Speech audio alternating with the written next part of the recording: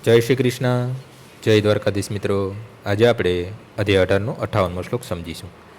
મચ્ચિત સર્વગુણાની મત્પ્રસાદાત દૃશ્યસી અસતેત્તસ્વ મહંકારાન શોષ્યસી વિનશંસસી.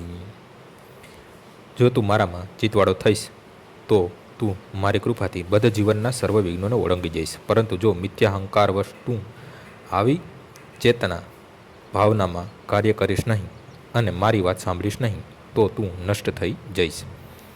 સંપૂર્ણ કૃષ્ણ ભાવના પ્રાણી મનુષ્ય પોતાના જીવનના કર્તવ્ય કરવામાં બહુ ચિંતિત રહેતો નથી. મૂર્ખ મનુષ્યો સર્વ ચિંતાઓમાંથી આવી મહાન મુક્તિને સમજી શકતા નથી. કૃષ્ણ ભાવનાયુક્ત થઈને કાર્ય કરનારા મનુષ્ય માટે ભગવાન કૃષ્ણ તેના અત્યંત ગાઢ મિત્ર બની જાય છે. તેઓ સદા પોતાના મિત્રની સગવડનો ખ્યાલ રાખે છે અને જે મિત્ર 24 કલાક તેમને પ્રસન્ન કરવા માટે નિષ્ઠાપૂર્વક કાર્યરત રહે છે તેને ભગવાન પોતાનું સ્વાપર્ણ કરી દે છે. માટે કોઈ મનુષ્ય દેહાત્મ ભાવના મિથ્યાહંકારમાં તણાઈ જવું ન જોઈએ.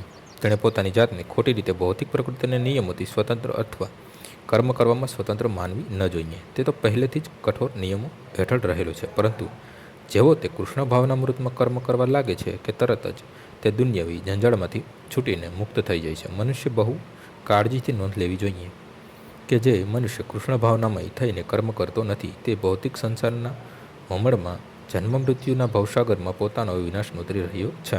કોઈ પણ બધા જીવ જાણતો નથી કે શું કરવું જોઈએ કે શું ન કરવું જોઈએ. પરંતુ જે મનુષ્ય કૃષ્ણ ભાવનાયુક્ત થઈને કર્મ કરે છે તે કર્મ કરવા માટે સ્વતંત્ર હોય છે, કારણ કે તેણે કરેલું કર્મ કૃષ્ણ વડે પ્રેરાયેલું છે અને ગુરુ દ્વારા થયેલું છે.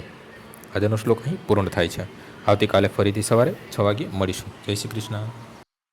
શ્રી રામ